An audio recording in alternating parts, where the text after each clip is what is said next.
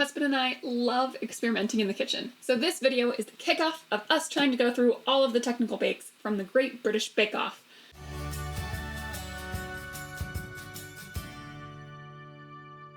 Week 1 began with the Victoria sponge cake, followed by Paul Hollywood's scones for week 2, a Cobb Loaf for week 3, lemon souffle for week 4, and Cornish pasties for week 5.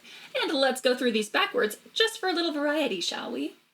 In case you're unfamiliar with the show, it's a baking competition where they compete in 3 different challenges every week, themed around a different baked item, like Pie Week. We actually did this Cornish pasty on Pie Day.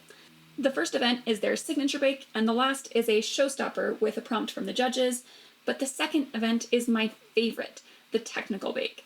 The judges choose a specific recipe that they believe will test the baker's technical knowledge of the week's theme.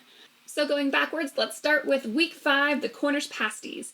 They're basically a meat pie with beef skirt, potatoes, and onion, and it's supposed to have sweet as well, but we substituted butternut squash since it's what we had. The final result completely wowed me. The recipe doesn't call for a lot of seasoning, so I didn't think it would satisfy me flavor-wise, but I was so wrong. I still don't know what magic was at play, but these were the most delicious out of all of the season 1 bakes. We had extra beef skirt left over, so we stuck that in the freezer, and we'll definitely make these pasties again.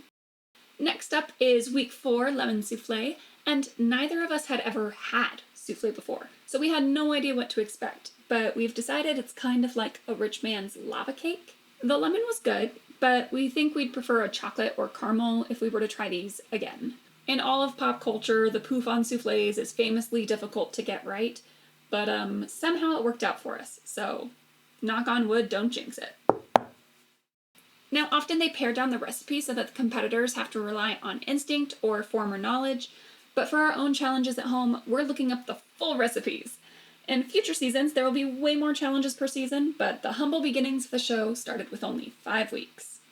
Week 3 was the Cobb Loaf, and if I could eat one food item for the rest of my life, it would hands down be bread. We joke that it's the one true love of my life. And this loaf was basic, but delicious. And I like the unformed nature of it. It was just different. It probably won't be my go-to bread in the future, but it was good and a fun experiment.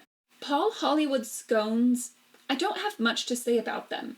They're basically a less flavorful and harder version of American breakfast biscuits. These are a no-go for me in the future, but I'd love to try a more specialty flavored scone.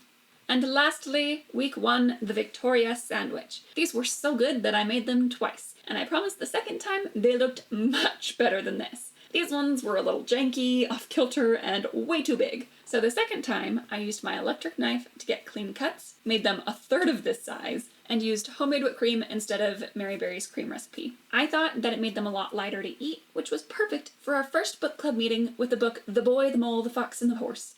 And if you've read the book, you know that the mole is obsessed with cake. A cake that looks suspiciously like Victoria sandwiches. Anyways, we've really enjoyed the variety that this challenge is bringing into our kitchen, and we're looking forward to learning more recipes in season 2.